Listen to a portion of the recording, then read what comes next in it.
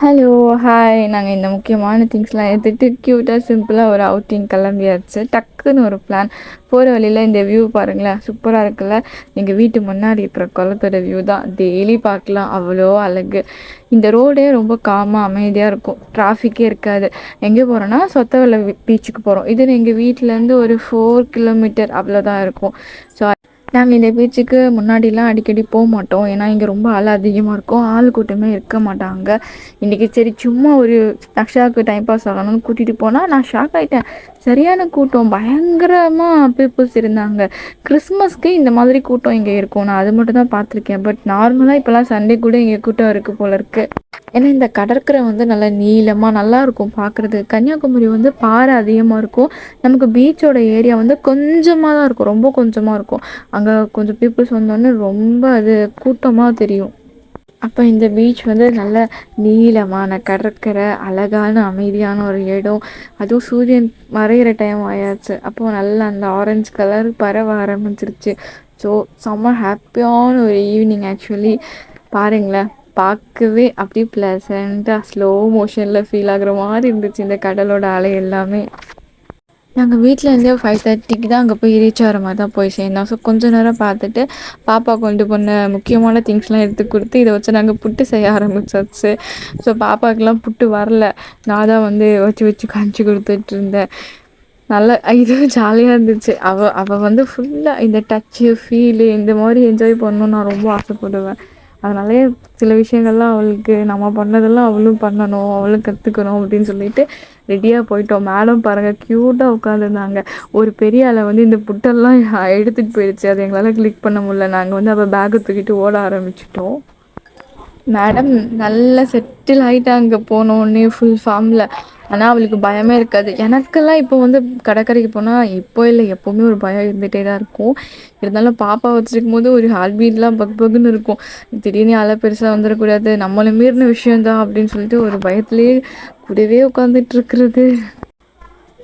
நாம் தூரமாக இருந்து ரசிக்கிறதோடய நிறுத்திக்கிறது. ஏன்னா முன்னாடிலாம் பயம்லாம் இல்லை, நல்ல 1 மணி நேரம் 2 மணி நேரம் தண்ணியில் கிடந்து ஆட்டம் போட்டு அதெல்லாம் ஒரு ஜாலியாக இருக்கும். பட் இப்போ ரீசெண்டாகவே ஒரு 10 இயர்ஸாகவே ஒரு பயம் வந்துடுச்சு. எப்போ இன்ஜினியரிங் படிக்கணுன்ட்டு இங்கேருந்து வெளியே கிளம்புனோமோ அதுலேருந்து இந்த இதெல்லாம் வந்து பயம் வந்துடுச்சு. இல்லைனா வருஷத்துக்கு 4-5 டைம்னாலும் போய் கடலில் ஆட்டம் போட்டுட்டு வந்துடுவோம். இப்போ எனக்கெல்லாம் செம்ம பயம்.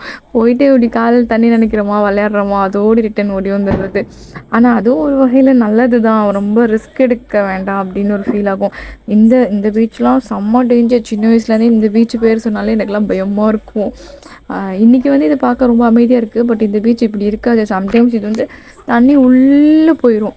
தண்ணி உள்ளே போயிட்டு இந்த ரொம்ப லென்த்தாக இருக்கும், அப்புறம் திடீர்னு அலை வரும். ஸோ இது கொஞ்சம் நிறைய சம்பவம்லாம் பண்ண பீச் தான். பார்க்க தான் அழகு, இயற்கை எப்போவுமே அப்படி தான், பார்க்க தான் அழகு.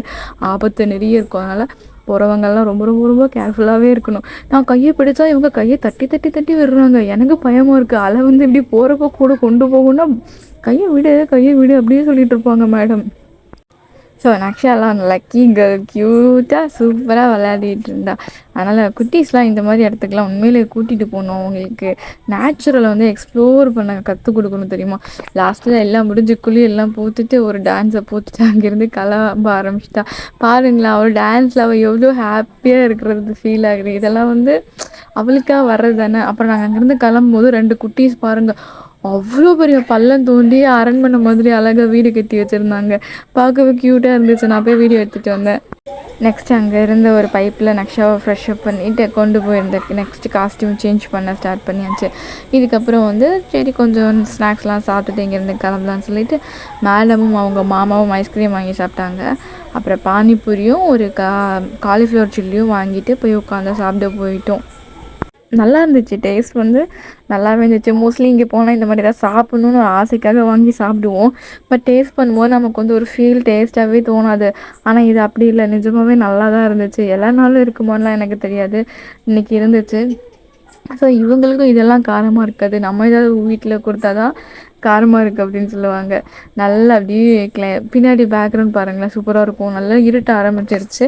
அந்த விஷயத்தில் அந்த அலையை பார்த்துக்கிட்டே உட்காந்து ரசித்து பானிபூரி காளான் ஐஸ்கிரீம்லாம் சாப்பிட்டுட்டு அங்கேருந்து கிளம்பியாச்சு. அப்புறம் நக்ஷா குடு குடு குடுன்னு அகைன் ஓடி போயிட்டு கடையில் போயிட்டு அந்த பொட்டேட்டோ ரோல் வச்சுருந்தாங்க, அதை காமிச்சிட்டு எனக்கு அது வேணும் அப்படின்னு கேட்டாங்க. சரி ஓகேன்னு சொல்லி அதுவும் நான் ஆர்டர் போட்டாச்சு. பட் அது வர வந்து கொஞ்சம் டைம் ஆகிடுச்சு. அதனால் மறுபடியும் தம்பி இருந்துட்டு காலிஃப்ளவர் நல்லா இருக்குன்ட்டு அது இன்னொரு வாங்கி அதை உட்காந்து சாப்பிட்டுட்டு இருந்தாங்க. ஒரு வழியாக நட்சத்திராவுக்கு சூடாக பொறிச்சு கொடுத்துட்டாங்க. இதை வந்து இவ எவ்வளோ வேஸ்ட் பண்ணோம் தெரியுமா? ஃபஸ்ட்டு க்யூட்டாக சாப்பிட்டா, அதெல்லாம் பாதிக்கு மேலே வேஸ்ட் பண்ணிட்டா. இது நக்ஷா இப்போல்லாம் எங்கேயாவது ஒரு 2 நாள் வெளியே கூட்டிகிட்டு போகலனாலே வெளியே போகலாமா அப்படிங்கிற மாதிரி கேட்க ஆரம்பிச்சிட்டா. அவளுக்கு வந்து இப்போ ஜாலியாக ரவுண்ட் அடிக்கணும், நல்லா ஹோட்டல் ஃபுட்டாக ரிவ்யூ பண்ணணும் அப்படிங்கிற மைண்ட் செட்லேயே மேடம் இருந்துகிட்ருக்காங்க. எல்லாம் கரெக்ட் பண்ணணும். லாஸ்ட்டாக ஜாலியாக இந்த டே வந்து கம்ப்ளீட் ஆச்சு. ஆனால் அந்த தலைவலி இந்த மாதிரி யாராவது பையோடி தைலம் வச்சுட்டு நிறைய சுற்றிட்டு இருப்போம்ல, இது வலிக்கிறப்பெல்லாம் ஒரு 1/2 hour சேர்த்து தலையில் போட்டால் தான் நமக்கு வந்து இந்த கண்ணெல்லாம் ஓப்பன் ஆகுற மாதிரி இருக்குது. ஆனால் ரொம்பவே டே நல்லா ஜாலியாக கம்ப்ளீட் ஆச்சு. ஸோ எல்லோரும் பக்கத்தில் இருக்கிற குட்டி குட்டி இடத்துக்குலாம் போய் பார்த்து சந்தோஷமாக இருங்க. பாய்.